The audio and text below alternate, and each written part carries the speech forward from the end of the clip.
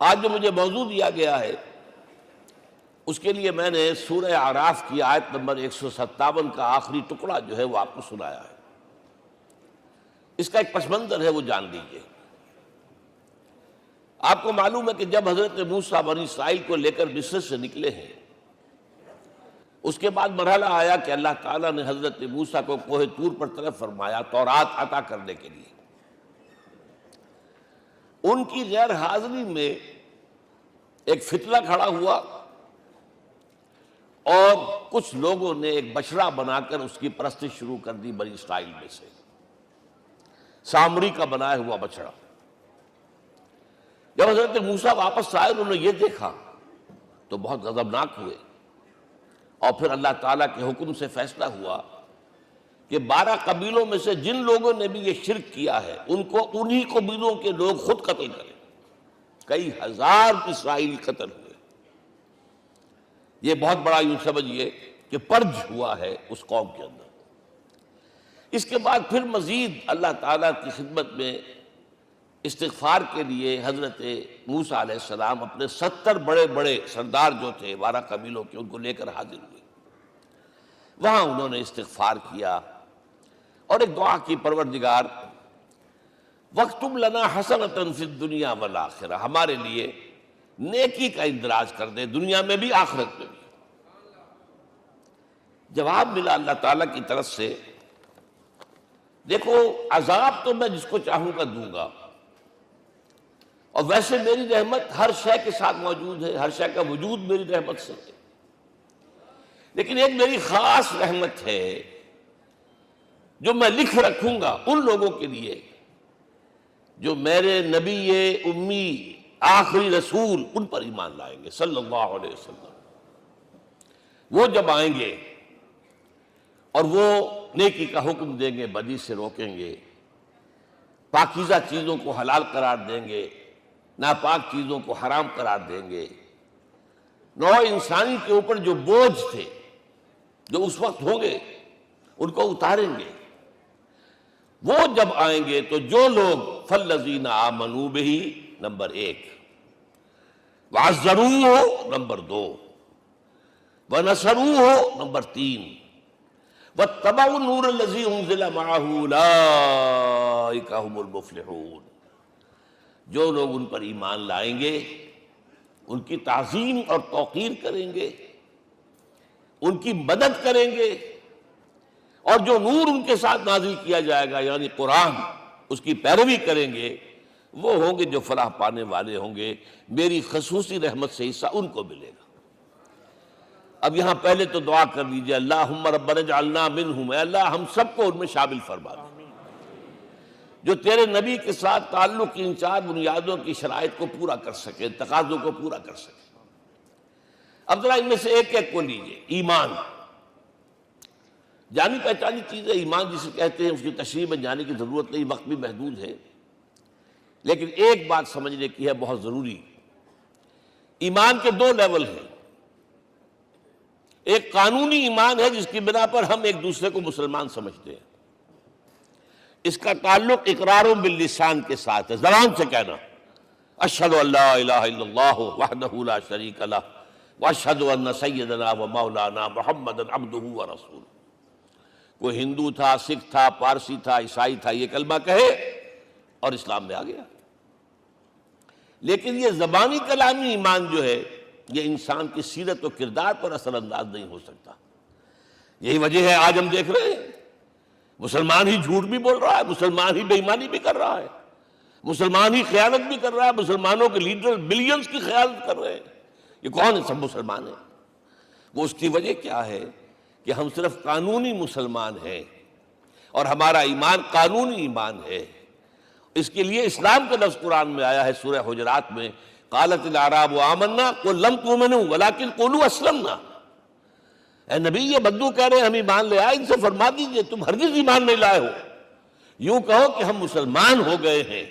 ولما يدخل الایمان فی قلوبکم، ابھی تک ایمان تمہارے دلوں میں داخل نہیں ہوا۔ بہرحال اللہ کا شکر ہے اس نے ہمیں مسلمانوں میں پیدا کر دیا، ورنہ ہم میں سے کتنے ہوتے اگر کہیں اور پیدا ہو گئے ہوتے تو نعمت اسلام سے بھی ہم بہرہ ور ہو سکتے، کیا کہہ سکتے۔ اصل ایمان ہے جب وہ دل میں داخل ہو جائے، یقین بن جائے۔ اسی لیے بچپن میں یاد کیا ہوگا ایمان مجمل، آمنت باللہ کما ہوا باسمائہ و صفاتہ وقبلت جمیع احکامہ اقرار باللسان و تصدیق بالقلب۔ جب تصدیق بالقلب ہوگی تو اب اس کے تقاضے جو ہیں عملی پیدا ہوں گے۔ ان تقاضوں میں سے ایک میں 2 حدیثوں کے حوالے سے آپ کے سامنے رکھ رہا ہوں۔ پہلی حدیث حضرت عبداللہ بن عمرو بن العاص رضی اللہ تعالی عنہما سے مروی ہے، لا یؤمن احدکم حتی یکون ہواہ تبعا لما جئت بہ۔ دیکھو تم میں سے کوئی شخص مومن نہیں ہو سکتا جب تک کہ اس کی خواہش نفس تابع نہ ہو جائے اس شریعت کے، اس قانون کے، اس ہدایت کے جو میں لے کر آیا ہوں۔ اگر عملاً تابع نہیں ہوئے تو حقیقتاً مومن نہیں ہو۔ دل میں جھانکو، Do I really believe that Muhammad is the prophet of Allah? Do I really believe that Quran is the word of God? کبھی جھانکیے گا اندر، جواب ملے گا صحیح آپ کو۔ کیا کنوکشن ہے؟ کنوکشن ہو اور پھر حضور کی پیروی نہ ہو، حضور کے احکام کی پابندی نہ ہو، اللہ کے قوانین کی پابندی نہ ہو، کیسے ممکن ہے؟ حضور تو فرماتے ہیں صلی اللہ علیہ وسلم، ایک ایسی بد اخلاقی اور کج خلقی پر صرف اسے کوئی گناہ کبیرہ بھی نہیں کہیں گے۔ فرمایا ایک مرتبہ واللہ لا یؤمن، واللہ لا یؤمن، واللہ لا یؤمن، خدا کی قسم فلاں شخص مومن نہیں ہے، خدا کی قسم فلاں شخص مومن نہیں ہے، خدا کی قسم فلاں شخص مومن نہیں۔ صحابہ کانپ گئے، کون بدبخت ہے جس کے بارے میں فرمایا جا رہا؟ پوچھا گیا من یا رسول اللہ؟ جواب سنیے اور اپنے غریب حالوں میں جھانکیے۔ وہ شخص الذی لا یامن جارہ بوائقہ، وہ شخص جس کی شرارتوں کی وجہ سے اس کا پڑوسی چین میں نہیں ہے، امن میں نہیں ہے، وہ مومن نہیں ہے، خدا کی قسم نہیں ہے، خدا کی قسم نہیں ہے۔ کیسے علیحدہ کر لیں گے اس ایمان کو اعمال سے اور ایمان کو اخلاق سے؟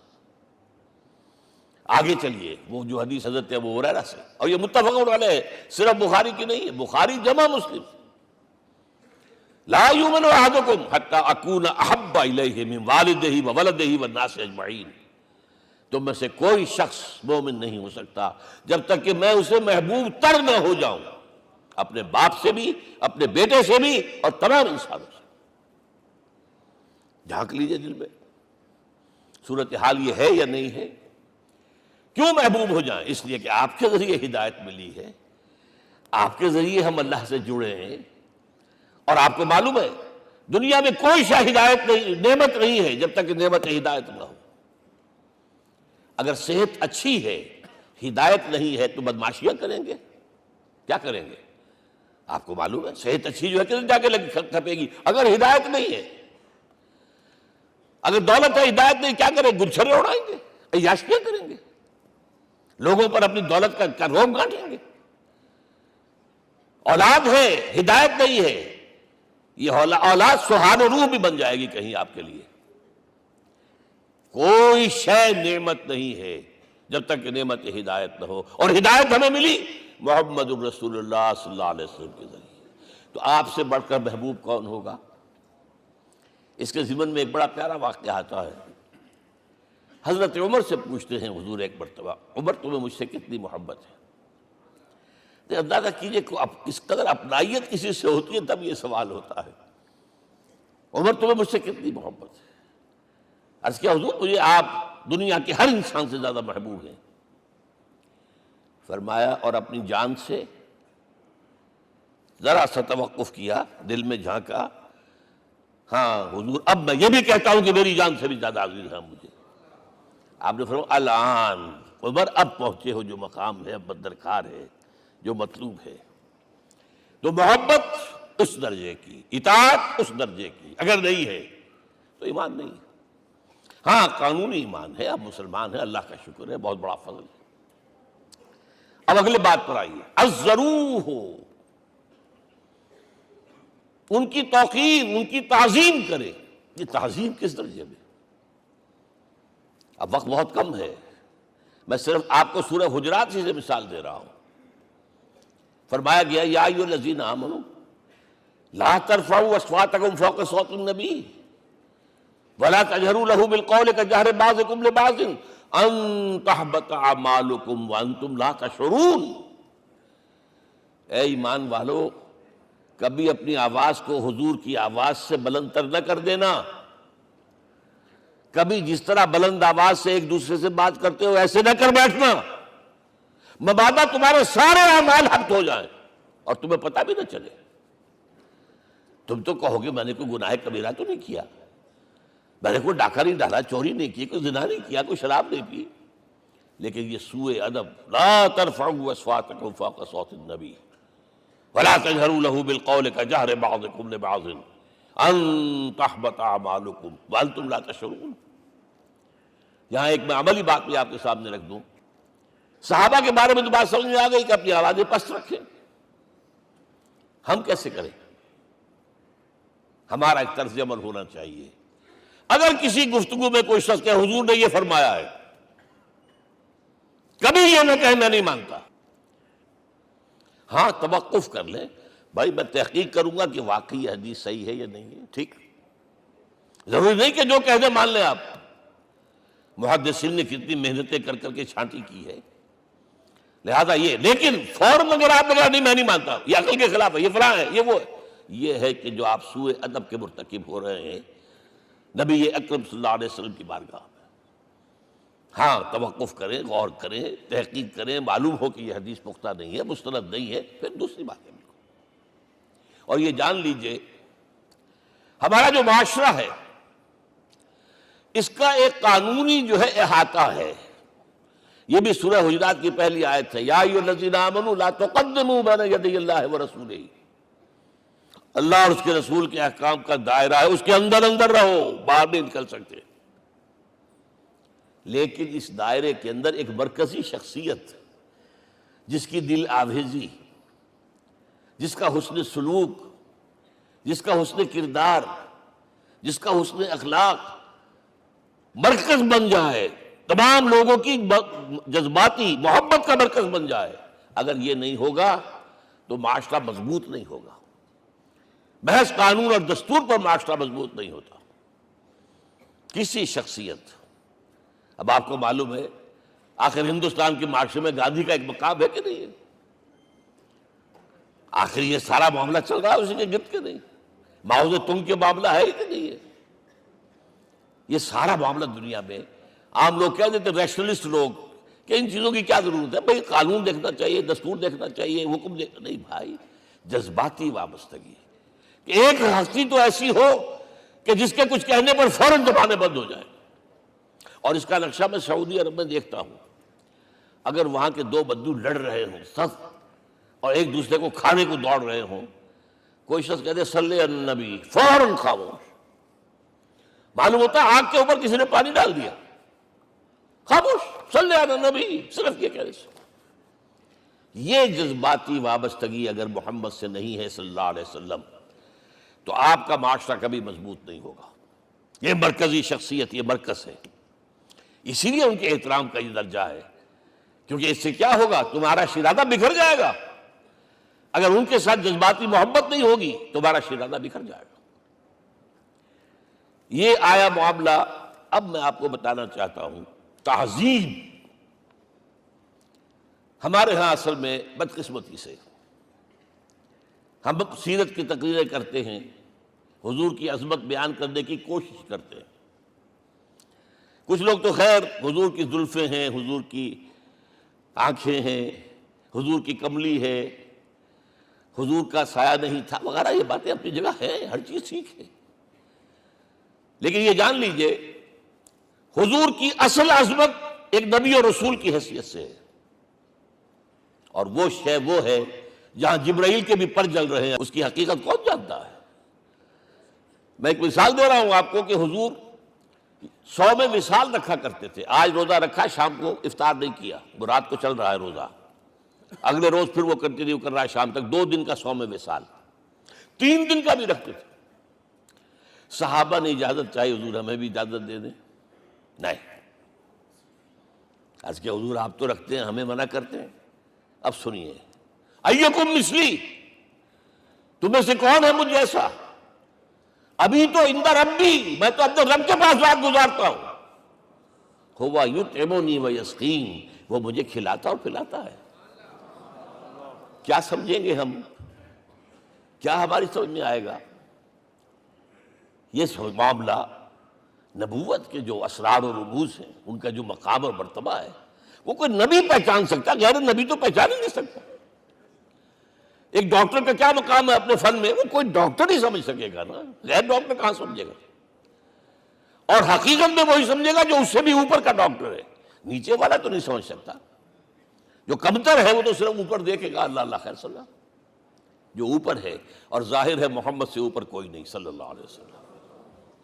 یہی وجہ ہے، دیکھیے شیخ سعدی کو کیا کہنا پڑا، یا صاحب الجمال و یا سید البشر من وجهك المرير قد نور القمر لا يمكن الثناء كما كان حقه بعد خدا بزرگ توئی قصہ مختصر۔ اے محمد صلی اللہ علیہ وسلم، آپ کی ثنا جیسے کہ حق ہے ہو ہی نہیں سکتی۔ غالب اس سے بھی آگے گیا ہے، میں بات ابھی آپ کو سناتا ہوں شعر اس کا۔ آپ کی ثنا کا حق ادا ہو ہی نہیں سکتا، بس ہم یہ جانتے ہیں اللہ کے بعد آپ کا مقام۔ غالب جو آگے گیا ہے کہتا ہے، غالب ثنائے خواجہ بیزداں گزاشتیم کہاں ذات پاک مرتبہ دان محمد است۔ اے غالب، ہم نے تو حضور کی ثنا تو اللہ کے حوالے کر دی ہے، اس لیے کہ وہی ذات پاک جانتا ہے مرتبہ محمد کا کیا ہے صلی اللہ علیہ وسلم۔ ہم بیان کرنے کی کوشش کریں گے تو توہین کر بیٹھیں گے۔ ایک لطیفہ ہے، ایک بیچارہ کوئی دیہاتی کہیں پھنسا ہوا تھا کسی جگہ، تھکا ہوا چل رہا تھا، ڈپٹی کمشنر صاحب جا رہے تھے، کار میں بٹھا لیا۔ اب اس نے کہا، پتر تینوں اللہ پٹواری کرے۔ اب اس غریب کے جو ہے اس کے ذہن میں تو پٹواری سے اوپر تو کچھ ہے ہی نہیں، اس کے قلم سے جو ہے ادھر کا انتقال ادھر ہو گیا، ادھر کی ادھر چلی گئی۔ تو ڈی سی کو وہ تعریف کر رہا ہے، اپنے سمجھ کے مطابق پٹواری کرے، تو ہم کہیں پٹواری والا معاملہ نہ کریں۔ ہاں، ایک پہلو ایسا ہے جس کے حوالے سے حضور کی عظمت ہماری سمجھ میں آئے گی۔ حضور ایک انسان کی حیثیت سے کیا تھے، ایک باپ کی حیثیت سے آپ کا کیا طرز عمل تھا۔ ذرا یاد کیجئے، جگر گوشہ رسول حضرت فاطمہ بطول رضی اللہ تعالیٰ عنہ، وہ حاضر ہوتی، ابا جان دیکھیے چکی پیس پیس کر یہ گھٹے پڑ گئے میرے ہاتھ میں، یہ کنویں سے پانی لاتی ہوں، مشکیزیں کہ یہاں پر بندیاں پڑ گئی۔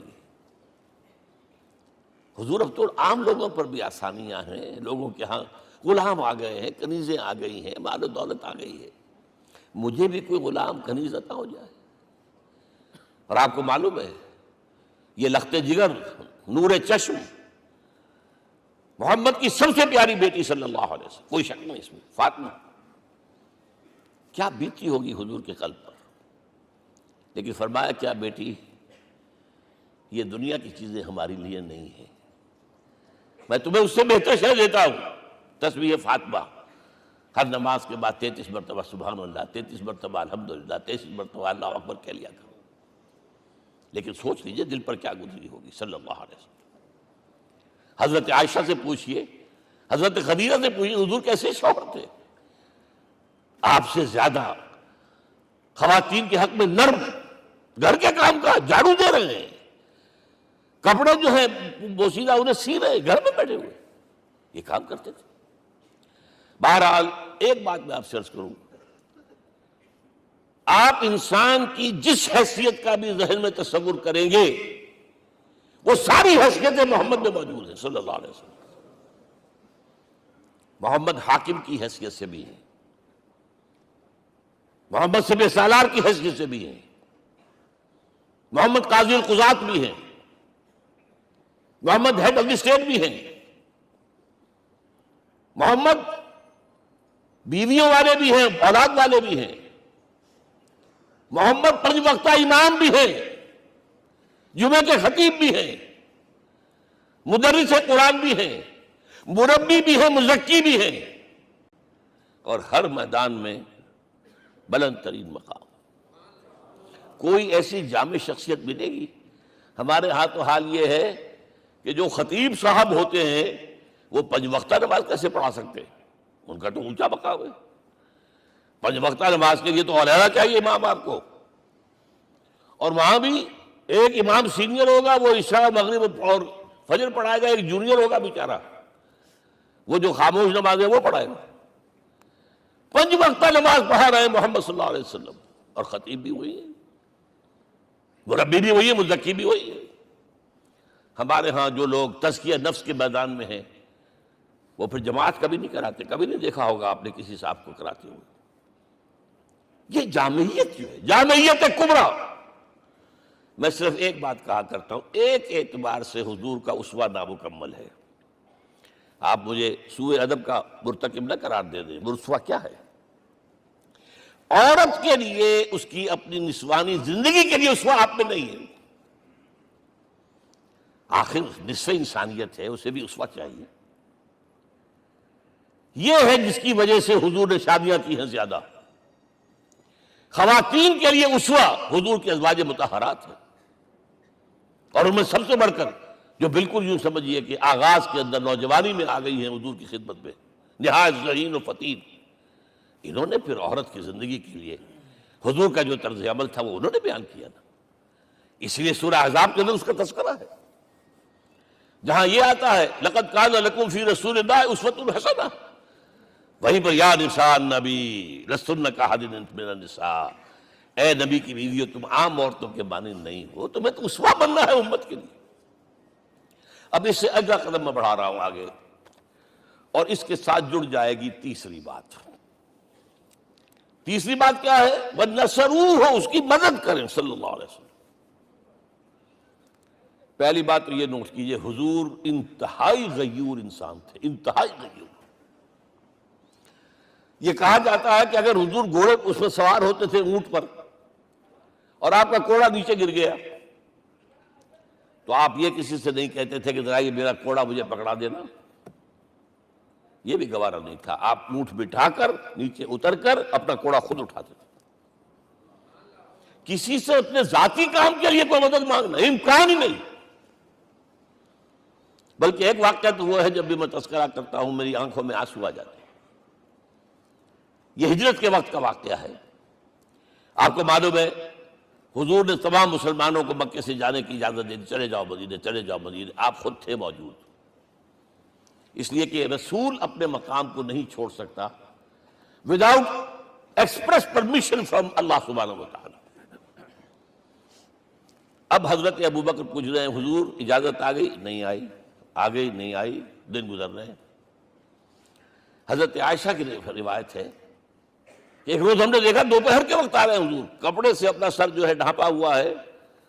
عرب میں دوپہر کے وقت وزٹ کرنا جو ہے یہ ان کے خلاف دستور ہے، ان کی تہذیب کے خلاف، یہ قیلولہ کا وقت ہوتا۔ تو حیران ہوئے، آتے ہی فرمایا ابوبکر ہجرت کی اجازت ہو گئی۔ اب انتہائی خوشی سے اور بڑی امید میں کہ بڑی شاباش ملے گی، حضرت ابوبکر فرماتے ہیں، عرض کرتے ہیں حضور میں نے 2 اونٹیاں تیار کر رکھی ہیں، خوب کھلا پلا کے انہیں فرما کیا ہوا ہے، یہ ہجرت میں ہمارے کام آئے گی۔ حضور تھوڑا سا توقع فرماتے ہیں، پھر کہتے ہیں اچھا ٹھیک ہے، ایک میں استعمال کروں گا لیکن میں اس کی قیمت ادا کروں گا۔ حضرت ابوبکر رو پڑے، حضور مجھ سے یہ مغایرت، سائے کے طلاق کے ساتھ رہنے والا، اس سے یہ مغایرت، ذرا سے اشارے پر اپنی کمسن بیٹی پیش کر دی نکاح کے اندر، اس سے یہ مغایرت، رو پڑے۔ لیکن حضور کی اپنی غیرت تھی، میں قیمت دوں گا۔ اب بتائیے مدد کا کے لیے درکار تھی؟ مدد تھی ان کے مشن کے لیے۔ مشن 2 حصوں میں تھا، اس کو جانیے، آج کچھ علمی باتیں آ رہی ہیں۔ حضور کے مشن کے 2 حصے، ایک ابتدائی جو تمام انبیاء اور رسول کا تھا، ایک تکمیلی جو صرف محمد کا ہے۔ صلی اللہ علیہ وسلم۔ ابتدائی کیا ہے؟ اللہ کی طرف دعوت، تبلیغ۔ جو دعوت قبول کر لیں ان کے لیے بشارت، بشیر کہ تمہارے لیے آخرت میں جنت ہے، نعمتیں ہیں۔ رد کر دیں ان کے لیے نذیر، خبردار کرنے والے، جہنم کے لیے تیاری کر لو۔ داعی اللہ، اللہ کی طرف بلانے والے، سراجا منیرا، روشنی کے چراغ۔ یہ حیثیت مشترک ہے تمام انبیاء کرام۔ تمام انبیاء بشیر بھی تھے، نذیر بھی تھے، داعی بھی تھے، سراج منیر بھی تھے، اگرچہ ان تمام حیثیتوں میں بھی حضور کا سب سے اونچا مقام علیحدہ نمایاں ہے، لیکن حیثیت بنیادی طور پر مشترک۔ ایک حیثیت تکمیلی، اور وہ کیا ہے؟ اے نبی، جو دین آپ کو دیا گیا ہے صرف تبلیغ نہیں، صرف تعلیم نہیں، اس کو قائم کر کے دکھاؤ ایک نظام زندگی کی حیثیت سے۔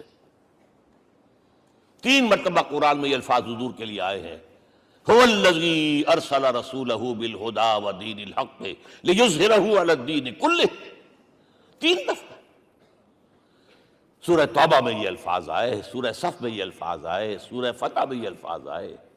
وہی اللہ جس نے بھیجا ہے اپنے رسول کو صلی اللہ علیہ وسلم، الہدا، قرآن حکیم، ہدایت کاملہ، اور نمبر 2 دین حق۔ یہ 2 چیزیں دے کر بھیجا، کس لیے؟ تاکہ اس دین کو غالب کرے پورے نظام زندگی پر۔ یہ معاملہ ذرا سوچئے، اور یہ حضور کے لیے 3 دفعہ، اور کسی اور نبی کے لیے 1 دفعہ بھی نہیں۔ قرآن مجید کے اس نقطے کو ذہن نشین کر لیجیے۔ اصل میں یہ کیا ہے؟ اسے ہم یوں کہیں گے، ایک ہے نبوت و رسالت، ایک ہے تکمیل نبوت و رسالت۔ ہمارے ہاں ختم نبوت کے اوپر تو زور دیا گیا ہے، اور صحیح دیا گیا ہے، ایمان کا ہمارا جز ہے۔ حضور کے بعد کسی نے بھی دعویٰ کیا نبوت کا، وہ جھوٹا، کذاب، دجال۔ جس نے مانا وہ بہرحال دائرہ اسلام سے خارج ہے، اور جو بھی کچھ ہوا کرے وہ۔ یہ چونکہ قانونی بات تھی، اس لیے اس کا حق ادا کیا علماء کرام نے۔ واقعہ یہ ہے کہ اس میں کوئی کمی نہیں رکھی، لیکن حضور کی فضیلت اس میں نہیں ہے۔ فرض کیجئے کہ نبوت چلی آ رہی تھی ہموار طور پر، ایک جگہ آ کے ختم ہو گئی، تو فضیلت کون سی ہوئی؟ نہیں، نبوت و رسالت تدریجاً ترقی کرتے ہوئے اپنے نقطہ عروج کو پہنچ کر ختم ہوئی۔ یہ ہے فضیلت۔ اب آپ سوچئے، الہدا دیا گیا حضور کو، تو کیا تورات میں ہدایت نہیں تھی؟ سورہ اعراف کی آیت ہے، سورہ مائدہ کی، انا انزلنا التوراۃ فیہا ھدی ونور۔ ہم نے نازل کی تھی تورات، اس میں ہدایت بھی تھی، نور بھی تھا۔ ہم مانتے ہیں اللہ کی کتاب تھی۔ وہی فرمایا ہے انجیل فیہا ھدی ونور، اس میں ہدایت بھی تھی، نور بھی تھا۔ پھر یہ الہدا قرآن آیا۔ یہ کیا ہے؟ ہدایت نے درجہ بدرجہ ترقی کرتے ہوئے قرآن میں آ کر کامل ہو گئی، ہدایت کامل۔ وجہ کیا ہے؟ انسان کا شعور بھی تو درجہ بدرجہ بڑھا ہے۔ ایک وقت تھا ہمارا بچپن تھا، فکر کے اعتبار سے، سوچ کے اعتبار سے، علم کے اعتبار سے، ہمارے آباء و اجداد کبھی جو رہتے تھے غاروں کے اندر یا کبھی آئے ہیں تو کیا تھا ان کے پاس؟ اب اس وقت جو ہے کسی کو آپ پرائمری کے بچے کو پی ایچ ڈی ڈاکٹر رکھ دیجئے ٹیوٹر، تو کیا پڑھائے گا تو وہی جو پرائمری کا بچہ سمجھ سکے۔ لہذا وہ جو کہا گیا تھا آدم کو اس زمین کی خلافت دیتے، فَإِمَّا يَأْتِيَنَّكُم مِّنِّي هُدًى فَمَن تَبِعَ هُدَايَ فَلَا خَوْفٌ عَلَيْهِمْ وَلَا هُمْ يَحْزَنُونَ۔ یہ ہدایت رفتہ رفتہ آئے گی، آئے گی، آئے گی، آئے گی۔ اور یہ بات جان لیجئے، پروفیسر ڈاکٹر محمد شریف نے جو کتاب لکھی ہے فلسفے کی تاریخ پر، اس میں بتایا ہے کہ 1200 برس انسانی تاریخ کے بہت ہی پروڈکٹیو ہے فلسفیانہ فکر کے لیے۔ From 600 BC to 600 AD، 1200 years, سارے فلسفے اسی میں پیدا ہوئے۔ سقراط، مختار، افلاطون اور یہ سب نکل گیا، کنفیوشس بھی آ گیا، تاؤ بھی آ گیا، اور بدھ بھی آ گیا، جین بھی آ گیا، سب آ گئے۔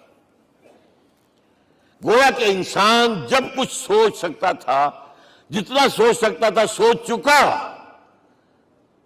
اور یہ بھی سنا دوں، حضرت عیسیٰ نے کہا تھا اپنے حواریوں سے، ڈپارٹنگ جو میسج تھا، مجھے ابھی تم سے اور بھی بہت باتیں کرنی تھی لیکن تم ان کا تحمل نہیں کر سکو گے، جب وہ فارقلیت آئے گا صلی اللہ علیہ وسلم تو تمہیں سب کچھ بتائے گا۔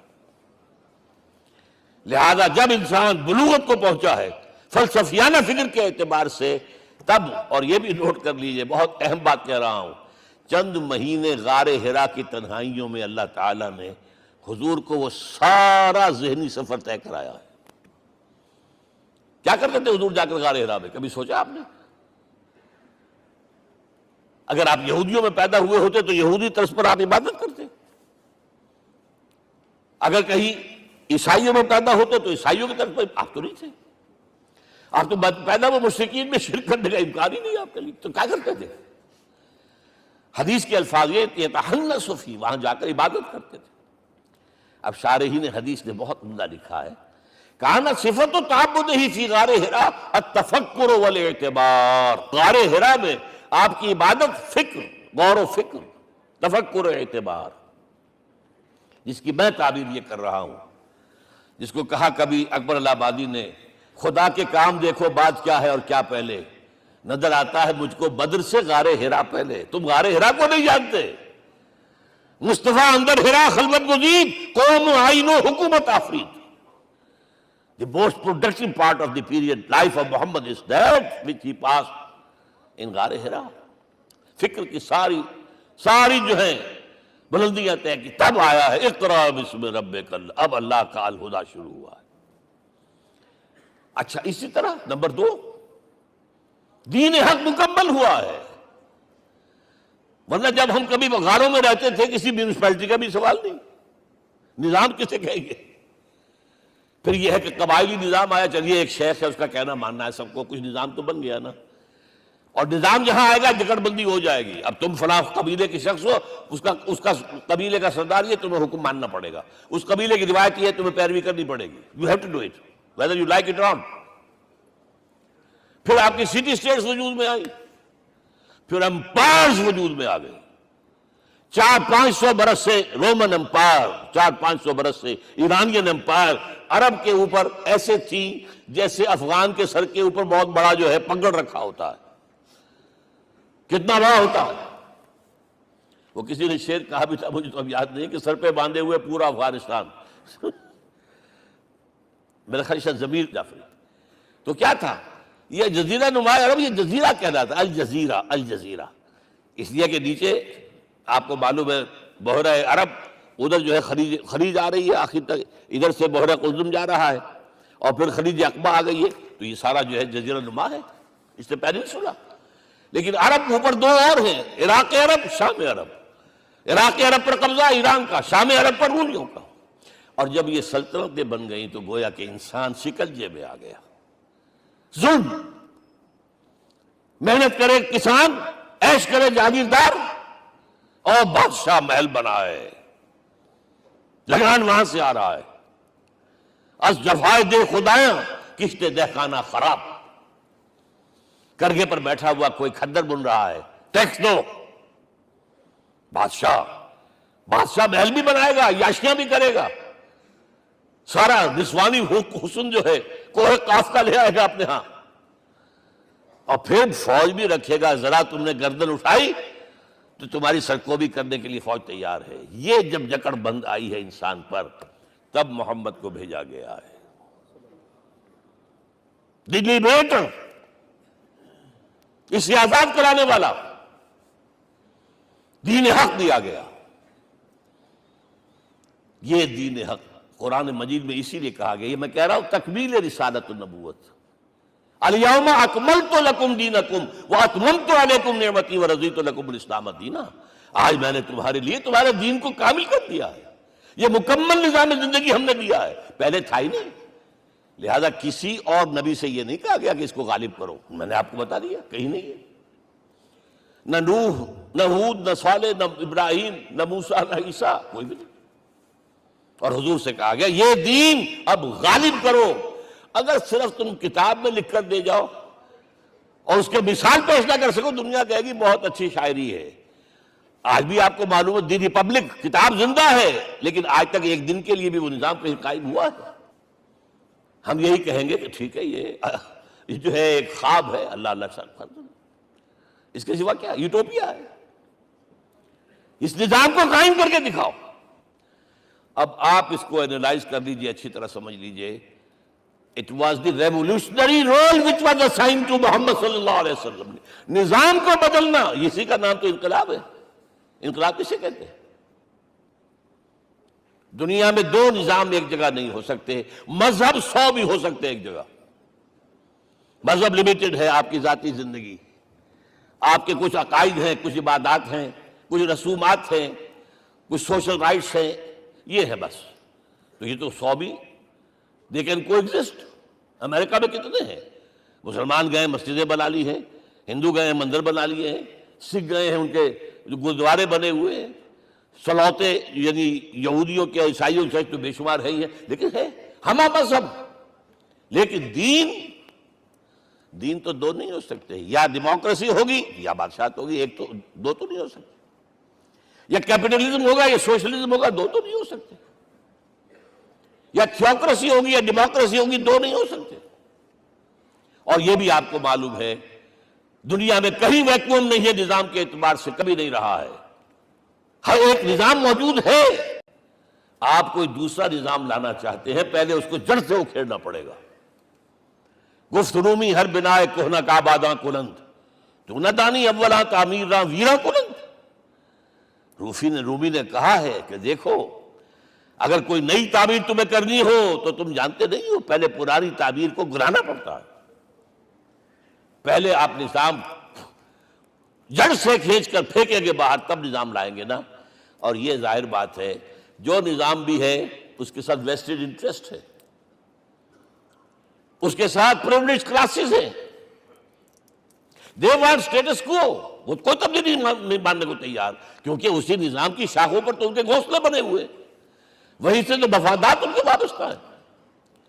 لہذا نظام جو ہے بدلنے کے لیے جانیں دینی پڑتی ہیں، خون بہانا پڑتا ہے، جان جوکھوں کا کام کرنا پڑتا ہے، اس کے بغیر نظام نہیں بدلتا۔ اور محمد کا رول صلی اللہ علیہ وسلم، یہ ہے وہ عظمت محمد کی جو انسان نے پہچانی ہے۔ میں 3 گواہیاں آپ کے سامنے پیش کر رہا ہوں، 1 from the east, 2 from the west, 3 کئی ملوے ہے۔ یہی لاہور 1920، یہاں ایک بریڈلا ہال ہوتا تھا، اس بریڈلا ہال میں ایم این رائے کی ایک تقریر۔ And who was M N Roy? Personal friend of Lenin, member of the Communist International. He knew what revolution is، اور اس نے ہسٹوریکل رول آف اسلام تقریر کی لاہور کے اندر 1920 میں، اور اس نے کہا تاریخ انسانی کا عظیم ترین انقلاب وہ تھا جو محمد نے برپا کیا صلی اللہ علیہ وسلم۔ میں تو اس کی ذہانت کی داد دیے بغیر نہیں رہا۔ اس نے کہا بعض مورخین یہ جو فتوحات کی ہیں صحابہ کرام نے، ان کو سمجھ بیٹھتے ہیں جیسے اٹیلا نے فتوحات کی ہیں یا چنگیز خان نے کی ہیں یا کسی اور، کہاں وہ کہاں یہ، وہاں صرف تباہی آتی تھی۔ اور محمد صلی اللہ علیہ وسلم کے پیروکاروں نے جب دنیا فتح کی ہے، نئی تہذیب دی ہے، نیا تمدن دیا ہے، نیا نظام دیا ہے، روشنی دی ہے، علوم کو تازہ کیا ہے، علوم ایجاد کیے ہیں۔ یہ ہے وہ انقلاب جو محمد نے برپا کیا صلی اللہ علیہ وسلم۔ یہ کتاب آج بھی ہندوستان میں چھپتی ہے، بمبئی میں، دی ہسٹوریکل رول آف اسلام۔ اور میں سمجھتا ہوں کہ ہندو ہے، کمیونسٹ ہے، اور گواہی دے رہا ہے۔ دوسرا، یہ تو چونکہ بڑی ریسنٹ پاسٹ کی بات ہے، ڈاکٹر مائیکل ہارٹ ایک کتاب لکھتا ہے دی 100، اور اس کا سب ٹائٹل کیا ہے؟ A selection and gradation of the 100 most influential personalities of the human race, human history. پوری انسانی نسل میں سے ان لوگوں کو چن لو جنہوں نے اس کی تاریخ کے دھارے کے رخ کو موڑا ہو۔ ادھر جا رہا تھا ادھر کر دیا، ادھر جا رہا تھا ادھر کر دیا۔ جن لوگوں نے بھی تاریخ کا دھارا موڑا، پہلے سلیکٹ کر لو، سلیکشن۔ 100 آدمی کا ہم آ گئے، اب گریڈیشن ان میں سب سے زیادہ کس نے کیا؟ اور ٹاپ پر لایا محمد کو صلی اللہ علیہ وسلم. یہ کتاب تو اویلیبل ہے، پڑھیے. اور چونکہ عیسائی ہیں اور حضرت عیسیٰ کو نمبر 3 پر لے گیا، غور کیجئے. نمبر 2 پر لایا نیوٹن کو، بابائے طبیعت. اور پھر کہتا ہے naturally I owe an explanation. میں عیسائی ہوتے ہوئے I am placing Muhammad at top. How? This is because, یہ لفظ یاد کیجئے، this is because he is the only person supremely successful in both the religious and secular fields. ذہانت، وہ زندگی جو آج تقسیم کر دی گئی ہے، یہ مذہبی زندگی ہے، یہ سیکولر ہے، یہ ریاست ہے، قانون ہے، یہ ہے، اور اس کو علیحدہ رکھو بھائی، مذہب کو علیحدہ رکھو. وہ کہتے ہیں کہ یا تو مجھے ملتا ہے کہ وہ آدمی جو ادھر اونچا ہے تو دوسری طرف نیچا ہے، کچھ بھی نہیں. ادھر اونچا ہے تو ادھر کچھ نہیں. روحانیت میں، دین میں، اخلاق میں عیسیٰ سے اوپر کون جائے گا؟ لیکن حکومت میں، ریاست میں کوئی پدہ بھی نہیں رکھا، زیرو. مذہب کتنا بڑا پیدا کر دیا گوتم بدھ نے، لیکن ریاست، حکومت زیرو. اور بڑے سے بڑے جو ہے شہنشاہ اور بڑے سے بڑے کانکرس کوئی چلا آیا ہے. آپ سوچئے جو گریک آ رہا ہے، جو سکندر اعظم کہاں سے چل کر مقدونیہ سے کہاں پہنچ گیا؟ بیاس تک. اٹیلا کہاں سے پہنچ گیا؟ مشرق سے مغرب تک. لیکن مذہب و اخلاق کے اندر زیرو نہیں بلکہ مائنس ویلیو لانی پڑے گی. ایک ہی انسان ہے، آپ کم سے کم give credit to his honesty. ایک ہی انسان، دو ہے ہی نہیں. He is the only person supremely successful in both the religious and the secular fields. اب آئیے تیسری میں گواہی دے رہا ہوں ایک ایسے شخص کی جو ویسے شاتم رسول ہے، گالیاں دی ہیں اس نے، بدترین گالیاں دی ہیں، رقیق حملے کیے، جیسے رشدی نے کیے ہیں، ایسے تسلیمہ نسرین نے کیے ہیں، سب اس طرح کے کیے ہیں. وہ ایچ جی ویلز ہے، فکشن سٹوری رائٹر، ہسٹورین بھی ہے. 2 کتابیں ہیں اس کی تاریخ پر، تاریخ انسانی عالم، short history of the world and concise history of the world. جو رقیق حملے کیے ہیں میں اس کا ذکر نہیں، اس لیے کر دیا کہ معلوم ہے وہ دشمن ہے، دوست نہیں ہے. اگر کسی کا دوست ہوگا تو تعریف کر ہی گا. وہ دشمن ہے، میں اسٹیبلش کرنا چاہتا ہوں، his enemy. اور عربی زبان کا ایک مقولہ یہ ہے کہ الفضل ما شہدت بہ الاعداء، فضیلت تو وہ ہوتی ہے جس کی گواہی دشمن دے.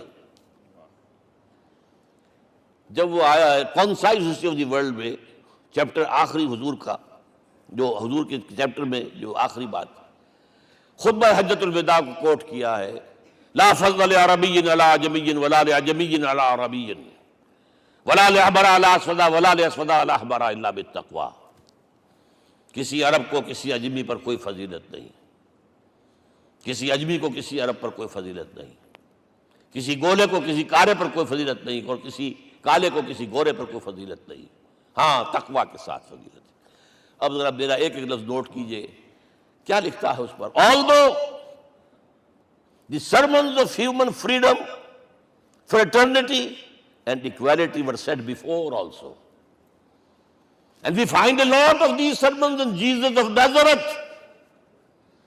مسیح ناصری حضرت عیسیٰ علیہ السلام کے ہاں بھی واعظ تو ہمیں بہت ملتے ہیں، but it must be accepted that it was Muhammad صلی اللہ علیہ وسلم who for the first time in history established a society based on these principles.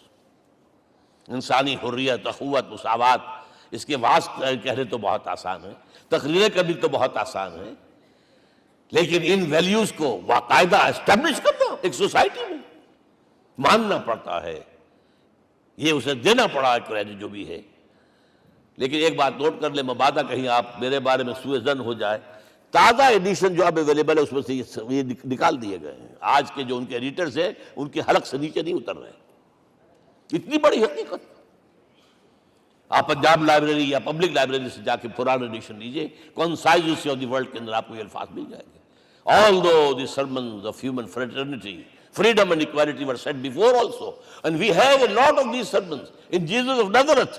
But it must be accepted that it was Muhammad sallallahu alaihi wasallam who for the first time in history established a society based on these principles. اب یہ جو mission میں نے آپ کے سامنے رکھا، ایک بنیادی مشن قرآن کی تبلیغ کرو، تبلیغ کرو، تبلیغ کرو، تبلیغ کرو. یا ایھا رسول بلغ ما انزل الیک من ربک وان لم تفعل فما بلغت رسالتہ. نمبر 2، جو دین حق دیا اسے غالب کرو، قائم کرو، نافذ کرو، اس کی مثال پیش کرو دنیا کے سامنے. ان دونوں میں مدد درکار تھی محمد الرسول اللہ کو.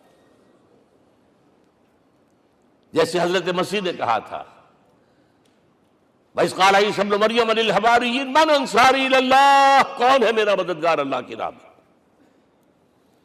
جیسے کہ اللہ فرماتے سورہ حدید میں، بڑی پیاری آیت ہے، بڑی ریولوشنری آیت ہے، بلکہ میں لفظ استعمال، بڑی ننگی انقلابی آیت ہے قرآن مجید کی.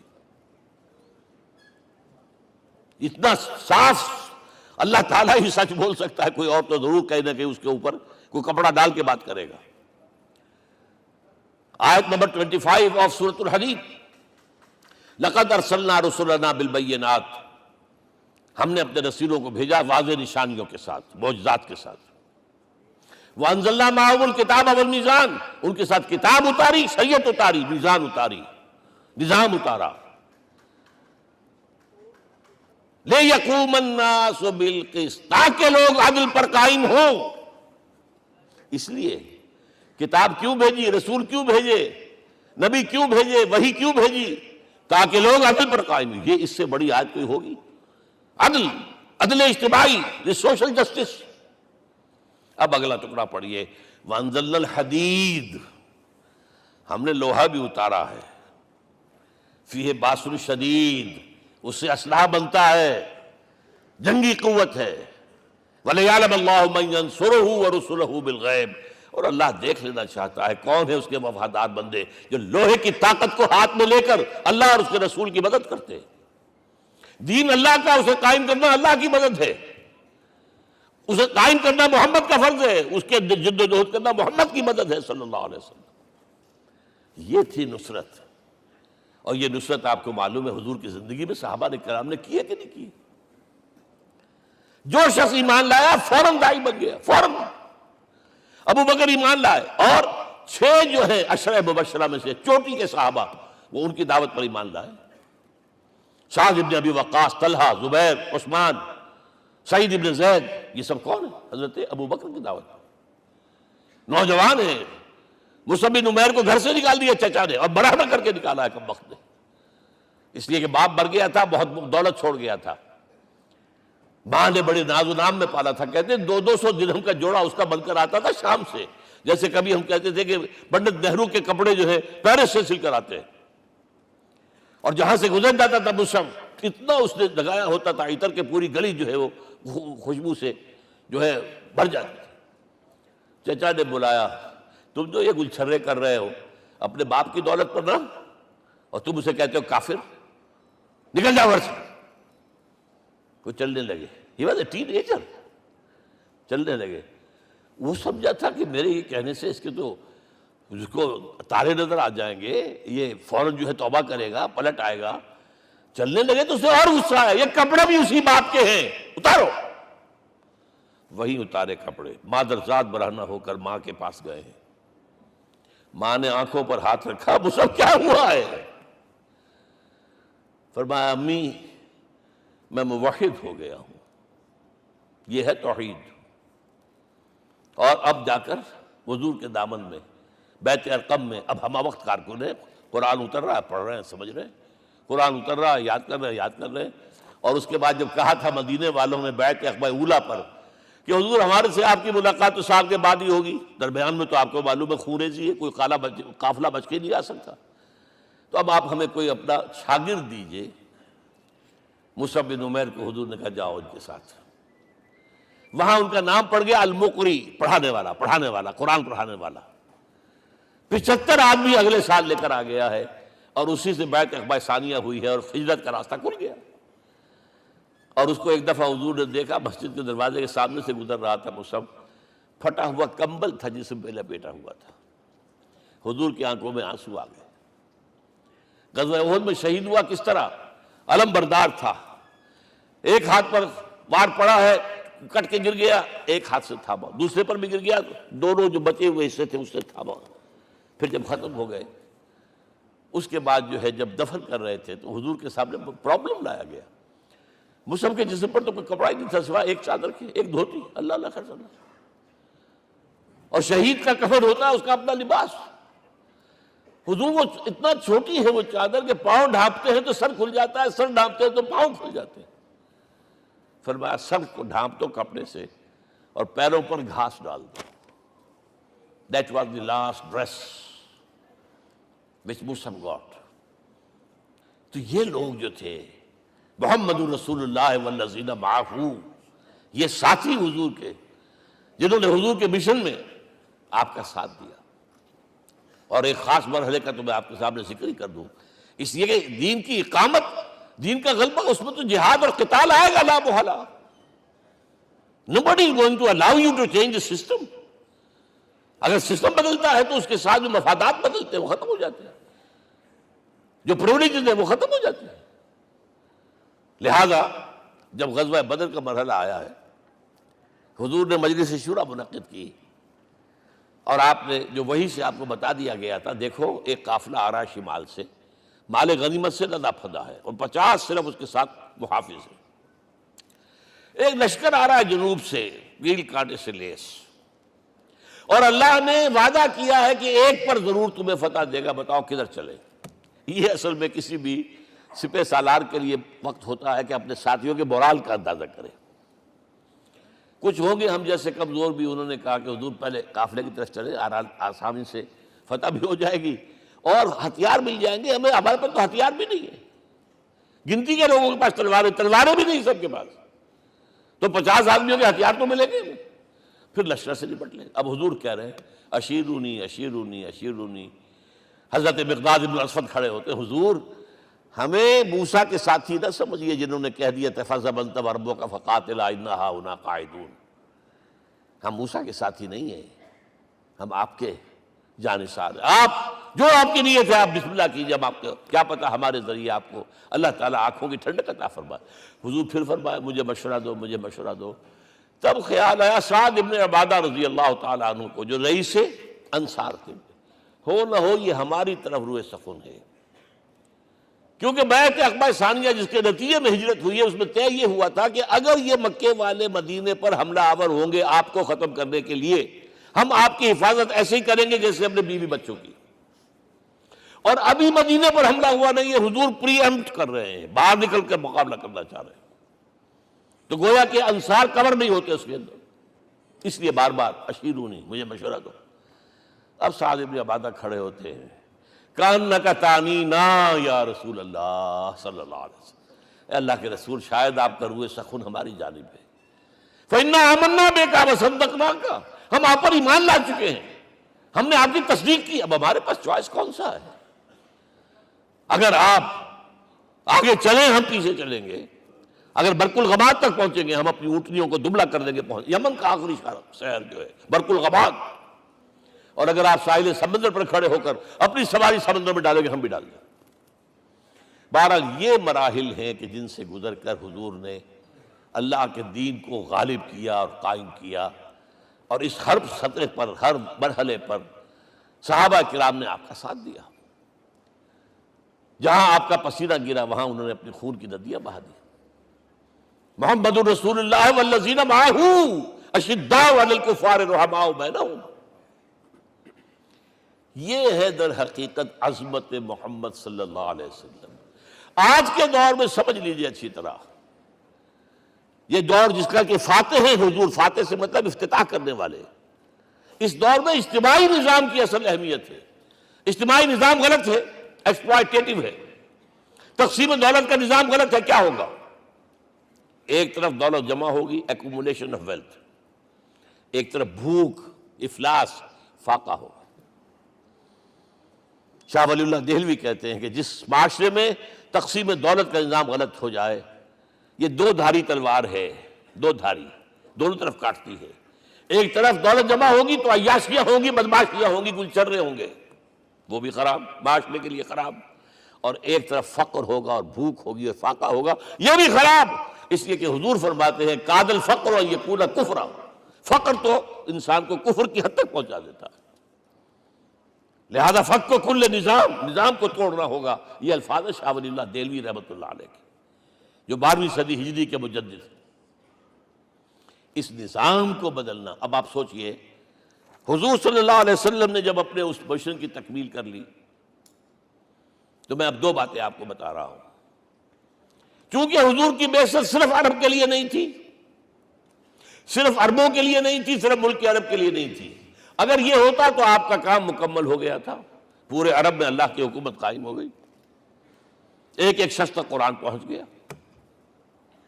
لیکن 5 جگہ قرآن میں آیا ہے وَمَا أَرْسَلْنَاكَ إِلَّا كَافَّةً لِلنَّاسِ بَشِيرًا وَنَذِيرًا، ہم نے نہیں بھیجا آپ کو مگر تمام انسانوں کے لیے بشیر اور نذیر بنا کر۔ لہذا کام مکمل نہیں ہوا۔ اقبال کہتا ہے وقت فرصت ہے کہاں، کام ابھی باقی ہے، نور توحید کا اتمام ابھی باقی ہے۔ یہ بھی تکمیل رسالت کا مظہر ہے کہ حضور سے پہلے کوئی رسول پوری نوع انسانی کے لیے نہیں بھیجا گیا، آپ پہلے رسول ہیں اللہ کے اور آخری جو پوری نوع انسانی کے لیے بھیجے گئے۔ حضرت عیسیٰ نے بھی یہی کہا تھا اپنے حوارین سے، تو سینٹ پال نے اسے تبلیغی مذہب بنایا ہے۔ انجیل میں اب بھی الفاظ موجود ہیں کہ I have been sent in search of the lost sheep of the house of Israel، میں تو اسرائیل کے گھرانے کی کھوئی ہوئی بھیڑوں کی تلاش میں بھیجا گیا ہوں، صرف بنی اسرائیل کے لیے۔ قرآن بھی کہتا ہے رسولا الی بنی اسرائیل، واحد رسول ہیں جو پوری دنیا کے لیے بھیجے گئے۔ اچھا کہہ دینا تو آسان ہو گیا، اس کا مطلب کیا ہے؟ جب تک پوری دنیا پر اللہ کا دین غالب نہ ہو، محمد کا مقصد بعثت ہنوز شرمندہ تکمیل ہے، اور یہ ہوگا، اس کی خبر دی ہے۔ یہ ایک تحفہ میں لے کر آیا آپ کے لیے، 8 صفحے ہیں، لیکن یہ سمجھیے کہ یہ سونے کے حروف سے شر لکھے ہوئے ہیں، وہ احادیث، وہ آیات جن میں حضور نے خبر دی ہے کہ پوری دنیا پر اللہ کا دین غالب ہوگا۔ ہو نہیں سکتا کہ دنیا ختم ہو جائے اور محمد کا مقصد بعثت ابھی مکمل نہ ہو، ناممکن۔ ان آیات کو پڑھیے، ان میں پھر احادیث پڑھیے۔ میں صرف 2 حدیثیں آپ کو سنا دوں۔ ایک میں حضور نے اپنے زمانے سے لے کر قیامت تک کے 5 ادوار گنائے ہیں، آپ پڑھ لیجیے گا، ٹیکسٹ ہے یہ، اور خدا کے لیے اس کی قدر کیجیے گا، یہ آیات ہیں، احادیث پھینک نہ دیجیے خدا کے لیے کہیں۔ اور اس کے اندر جو ہے اس وقت کے جو مایوسی کے اندھیارے ہمارے اوپر چھائے ہوئے ہیں، اس کا علاج ہے کہ نہیں، اور بھی دور فلک ہیں ابھی آنے والے، ناز اتنا نہ کریں ہم کو ستانے والے۔ بہرحال حضور نے جب اپنا مشن عرب کی حد تک مکمل کر لیا تو اب ایک بات نوٹ کیجئے، خطبہ حجۃ الوداع 1.25 لاکھ کا بجوا، حضور نے اپنے اس خطبے میں اپنی تعلیمات کے جو اہم نکات تھے انہیں اور دہرایا 3 مرتبہ ایک بات کی ہے۔ لاؤڈ سپیکر تو تھا نہیں، پہلے آپ ادھر رخ کرتے تھے، آپ کہتے تھے کچھ، ادھر لوگ آدمی آگے کھڑا ہوا اس کو آگے پہنچاتا اور آگے پہنچاتا تھا، پھر آپ سامنے رخ کر کے کہتے تھے، پھر بائیں طرف رخ کر کے 3 مرتبہ، ایک لفظ 3 مرتبہ۔ آخر میں ایک سوال کیا ہے، الا هل بلغت، دیکھو لوگوں میں نے پہنچا دیا یا نہیں؟ کیونکہ قرآن میں تحدید آئی تھی، اے نبی، یا ایھا النبی بلغ ما انزل الیک من ربک وان لم تفعل فما بلغت رسالتہ، اے نبی جو کچھ تم پر نازل کیا گیا اللہ کی طرف سے پہنچا دو، اور اگر نہیں کیا تو رسالت کا حق ادا نہیں ہوگا۔ اور اس میں سورہ اعراف کی آیت نمبر 6 اگر پڑھ لیں، فَلَنَسْأَلَنَّ الَّذِينَ أُرْسِلَ إِلَيْهِمْ وَلَنَسْأَلَنَّ الْمُرْسَلِينَ، ہم ان سے بھی پوچھیں گے جن کی طرف رسولوں کو بھیجا، اور رسولوں سے پوچھیں گے ہم نے تمہارے پاس اپنا پیغام پہنچایا تھا، تم نے پہنچایا کہ نہیں لوگوں کو؟ اس لیے حضور نے گواہی دی، الا هل بلغت، دیکھو میں نے پہنچا دیا کہ نہیں؟ اور جواب کیا ملا، انا نشہد انک قد بلغت رسالۃ وادیت الامانۃ ونصحت الامۃ وکشفت الغمۃ، ہم گواہ ہیں حضور آپ نے رسالت کا حق ادا کر دیا، امانت کا حق ادا کر دیا، ہماری خیر خواہی کا حق ادا کر دیا، اور گمراہی کے اندھیرے جو ہے انہیں چھانٹ کر رکھ دیا۔ اب آپ نے آسمان کی طرف نگاہ کی، انگشت شہادت سے وہی 3 مرتبہ اللہم اشہد اللہم اشہد اللہم اشہد، اللہ تو بھی گواہ ہے، یہ مان رہے۔ یہ ہے سائی آف ریلیف، یہ بوجھ جو میرے کندھے پر آیا تھا، اِنَّا سَنُلْقِي عَلَيْكَ قَوْلًا ثَقِيلًا، یہ اب منتقل ہو گیا، اب امت کو منتقل ہوا۔ لہذا آخری لفظ کیا تھا؟ فَلْيُبَلِّغِ الشَّاهِدُ الْغَائِبَ، اب جو یہاں موجود ہیں ان کا فرض ہے کہ پہنچائیں ان کو جو یہاں نہیں ہے۔ میں صرف تمہارے لیے رسول نہیں ہوں، ایک ایک فرد نوع بشر تک دنیا میں جو اس وقت ہے، اور ایک ایک فرد نوع بشر جو آخر تک آئے گا قیامت تک، اس تک قرآن پہنچانا تمہارے ذمہ ہے۔ ہم نے نہیں پہنچایا، اسی لیے آج ہم اللہ کے عذاب میں ہیں۔ آج کیوں ذلیل کے کل تک نہ تھی پسند گستاخی فرشتہ ہماری جناب میں؟ 1.5 بلین مسلمان، لیکن عزت نام کی کوئی شے ہے؟ G7 G9 G11 G13 G15 کوئی مسلمان بھی ہے ان میں؟ نہ 3 میں نہ 13 میں، نہ G7 میں نہ G15 میں، نن۔ اتنی بڑی تعداد، سیکیورٹی کونسل میں کسی سیٹ کی امید ہے؟ نن۔ آپ کے وسائل پر ان کا قبضہ ہے، آپ کی ٹیکسیشن کے احکام وہاں سے آ رہے ہیں۔ ریٹ بڑھاؤ، چینی کے اس کے بڑھاؤ، اور فلاں کے بڑھاؤ، اور بجلی کے بڑھاؤ، اور تیل کے بڑھاؤ، کیا ہو رہا ہے؟ کیوں ذلیل ہے؟ اور نمبر 2، آج دنیا میں خون اگر بہ رہا ہے تو صرف مسلمان کا ہو گیا، مانند آب ارزاں مسلمان کا لہو۔ 60 سال سے کشمیر اور فلسطین، پھر درمیان میں صومالیہ، چچنیا، کوسوو، یہ سب بوسنیا، پھر آپ کو معلوم ہے فلپائنز، پھر جو کچھ ہوا افغانستان میں، اور جو کچھ ہوا اب ہو رہا ہے، جو کچھ ہوا عراق میں۔ یہ کیوں ہے؟ We are criminals number 1. We have not done our duty. ہم نے قرآن کو اپنا امام نہیں بنایا، دوسروں کے سامنے کیا پیش کریں گے؟ ہمارا اپنا سارا نظام سود کے اوپر مبنی ہے۔ بہرحال پہلا فرض یہ ہے، اب اس کو پہنچاؤ، اور یہاں تک فرمایا بلغوا عنی ولو آیۃ، پہنچاؤ میری جانب سے چاہے ایک ہی آیت، preach on my behalf۔ یہ کام جو ہے، جو کہا گیا تھا، واقعہ یہ کہ میں 50 برس سے کر رہا ہوں، یہ آج کی بات نہیں ہے۔ تکمیل اور تدوین فن میں جو بھی حفیظ کا حصہ ہے، نصف صدی کا قصہ ہے، 2-4 برس کی بات نہیں۔ میں میڈیکل کالج کے زمانے سے درس قرآن دے رہا ہوں، جب یہ طلبہ کے اجتماعات کے درمیان درس قرآن ہوتا تھا، جماعت اسلامی کا رکن تھا تو درس قرآن ہوتا تھا، اور اس کے بعد سے میری زندگی کا بیشتر وقت اس میں لگا، بیشتر اور بہتر۔ یہ حضور کا حکم ہے، پہنچاؤ میری جانب سے چاہے ایک یاد پہنچاؤ۔ اچھا، نمبر 2، اب حکم دیا گیا، اس کی مثال میں دے رہا ہوں آپ کے سامنے۔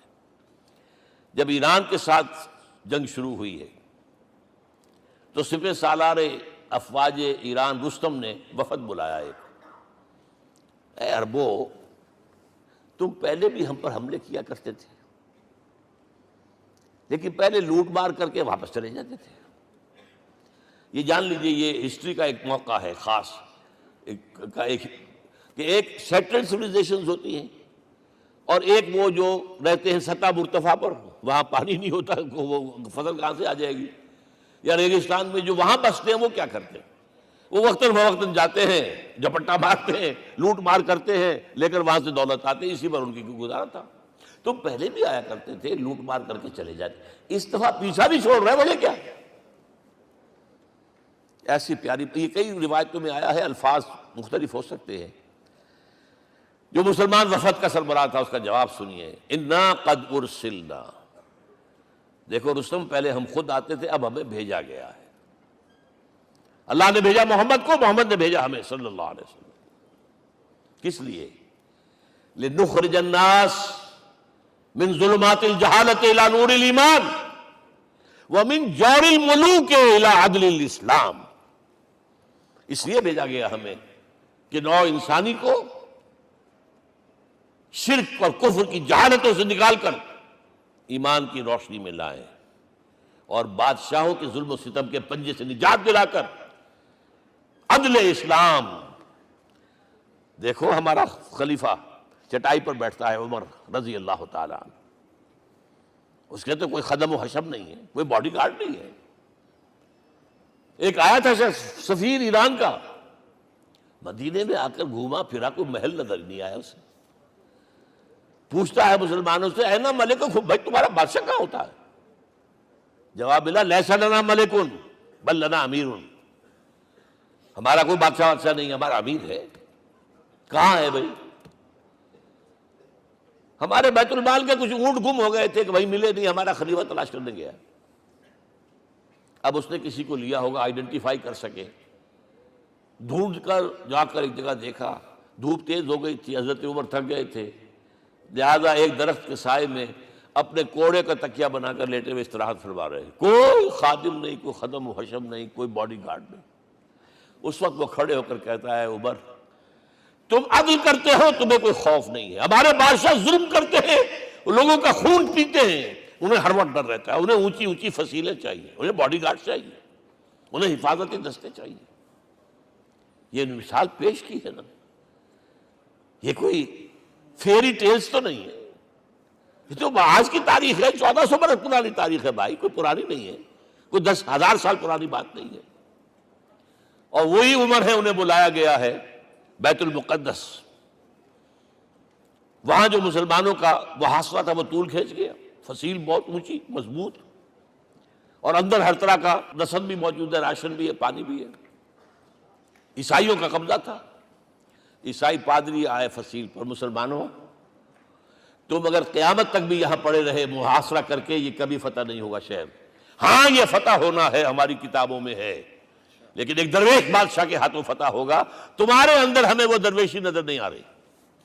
وہ چونکہ کچھ عرصہ ہو گیا تھا، شام میں پہنچ گئے تھے، خربوزے کو دیکھ کے خربوزہ رنگ پکڑتا ہے، اچھا لباس پہننا شروع کر دیا. اور وہاں تھے امین هذه الامہ ابو عبیدہ بن الجراح رضی اللہ تعالی عنہ، یکی از عشرہ مبشرہ. ان کا فوراً کلک کیا، یہ بادشاہ مدینے میں بیٹھا ہوا تو ہے. یہاں سے ریکویسٹ کی گئی ہے آپ تشریف لائیے. اب 700 میل کا سفر ہے، کوئی ذاتی سفر نہیں، کسی بیٹے کے کنووکیشن کے لیے نہیں گئے ہیں، کوئی انٹوریج نہیں ہے، کچھ نہیں.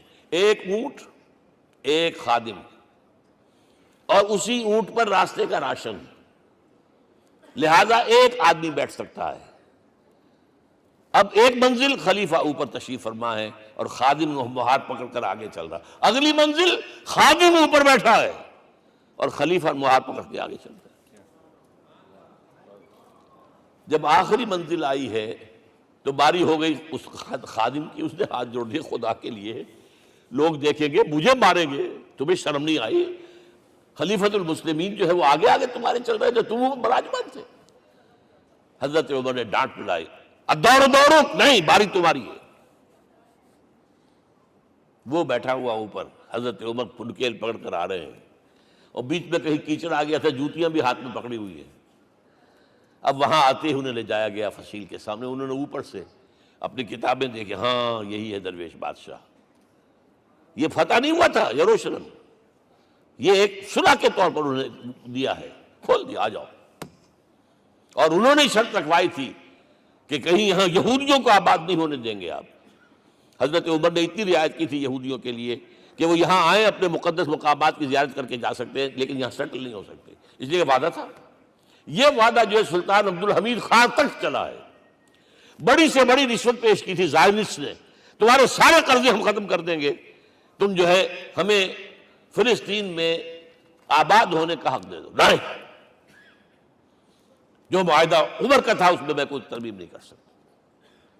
تو یہ مثالیں ہیں جو پیش کی گئی ہیں. میں تو کہا کرتا ہوں، جب میں نے پڑھا تھا کہ کرنل جمال عبد الناصر کی بیٹی سائیکل پر جاتی ہے کالج، کیو این لائی کی بیٹی بھی سائیکل پر کالج جاتی ہے، احساس ہوا تھا عظمت ہے نا آخر، چاہے وہ کسی غیر میں ہو. اور واقعہ یہ ہے کہ میں بیان کرنے سے رہ نہیں سکتا. جب میں نے لال بہادر شاستری کے بارے میں سنا، he had no house in the whole of India. یہ تو بھارت کی ڈیموکریسی کا ایک معجزہ ہے. A person who doesn't own a house in the whole length and breadth of India, and he rose to his position of Prime Minister. ہمارے ہاں کسی میونسپلٹی کا جو ہے ممبر نہیں بن سکتا، اس کی بیوی اپنے گھر میں خود کھانا پکاتی تھی، کوئی ملازم نہیں تھا۔ اور جب ہارٹ اٹیک ہوا ہے تاشقند میں، تو وہ جو مرتدم بات کی ہے اس نے ماتا جی سے کی ہے، بیوی سے نہیں کی۔ یہ ہماری مشرقی روایات ہیں، ماں کا مقام۔ لیکن یہ تمام مثالیں جو ہیں، پوری نوع انسانی 10 مرتبہ پیدا ہو کر ختم ہو جائے، حضرت عمر والی مثالیں نہیں لا سکتے۔ رات کو گشت کر رہے ہیں، ایک جگہ سے رونے کی آواز آئی، معلوم ہوا کہ بچے ہیں، بھوکے ہیں، رو رہے ہیں۔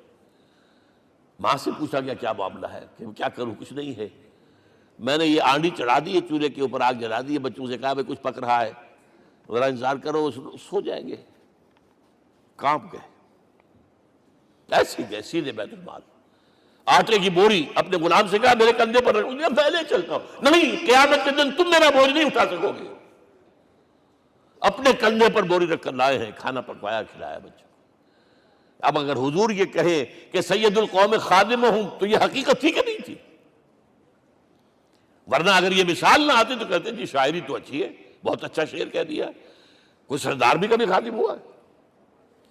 اب یہ ہے کہ یہ نظام دنیا میں، بس آخری بات میں آ گیا ہوں، یہ خوشخبریاں میں آپ کے ساتھ یہ تحفہ لے کر آیا، یہ پڑھیے کہ نظام دوبارہ آنا ہے۔ محمد کی پیشین گوئی غلط نہیں ہو سکتی، ہو صادق المصدوق صلی اللہ علیہ وسلم۔ اگرچہ ابھی ہمیں اور سزائیں ملنی ہیں، اور سخت سے سختر سزائیں آنی ہیں۔ ابھی آرمگڈون سر پر تنی ہوئی ہے، کھڑی ہوئی ہے، ملحمۃ العظمیٰ جسے حدیث میں کہا گیا۔ آرمگڈون پتہ نہیں آپ نے کبھی سنا ہے کہ نہیں سنا ہے؟ یہ بائبل کی آخری کتاب جو ریولیشن جان ہے، اس میں ہے کہ ایک بہت بڑی جنگ ہوگی، گریٹر اسرائیل بنانے کے لیے بہت بڑی جنگ ہوگی، and you said the stage has been set for that۔ NATO تیار اسی کے لیے ہو رہا ہے دوبارہ۔ کس لیے؟ نیٹو چیف سے پوچھا گیا تھا کہ تمہارا دشمن جو تھا USSR تو ختم ہوا، گھٹنوں کے بل پڑا ہوا ہے، اب کس کے لیے اس کو ایکسٹینڈ کر رہے ہو اور آرگنائز کر رہے ہو؟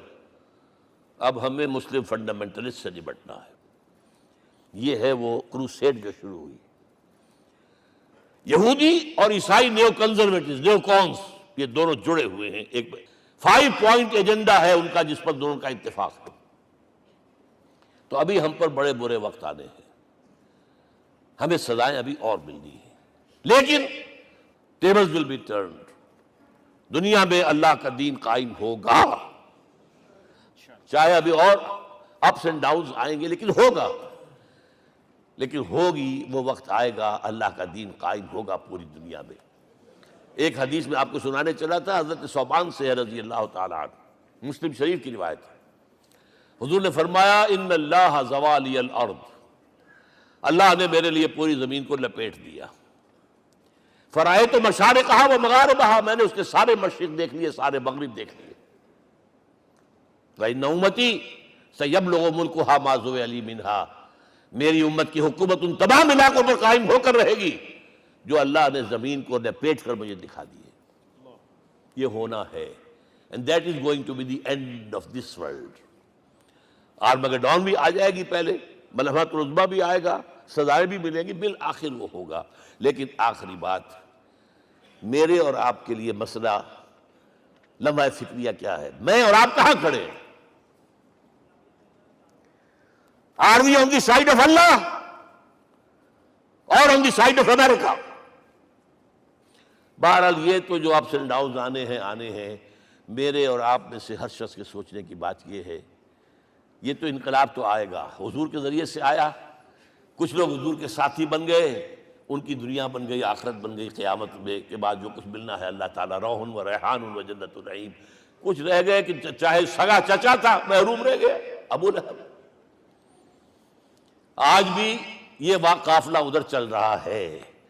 اقبال نے بالکل ٹھیک کہا ہے کہ دنیا کو ہے پھر مار کا روح و بدن پیش، تہذیب نے پھر اپنے درندوں کو ابھارا، اللہ کو پابر دیے مومن پہ بھروسہ، ابلیس کو یورپ کی مشینوں کا سہارا۔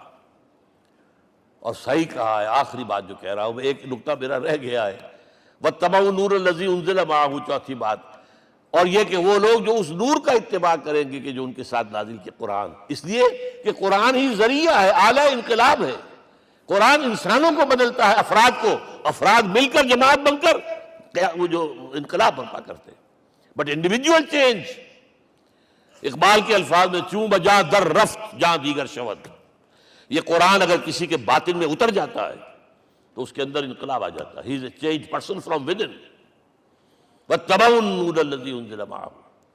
لیکن آخری دور کے بارے میں یہ چند اشعار سنا رہا ہوں. شب گریزاں ہوگی آخر جلوہ خورشید سے، یہ چمن معمور ہوگا نغمہ توحید سے، ہو کر رہے گا. اور پھر دلوں کو یاد آ جائے گا پیغام سجود، پھر جبیں خاک حرم سے آشنا ہو جائے گی. اور آنکھ جو کچھ دیکھتی ہے لب پہ آ سکتا نہیں. میں وہ حیرت ہوں کہ دنیا کیا سے کیا ہو جائے. آب روان کبیر تیرے کنارے کوئی دیکھ رہا ہے کسی اور زمانے کے خواب. وہ زمانہ آنا ہے، لیکن دیکھنا یہ ہے کہ میرا اور آپ کا اس میں کتنا حصہ ہے. اقول قولی ھذا واستغفر اللہ لی ولکم ولسائر المسلمین والمسلمات.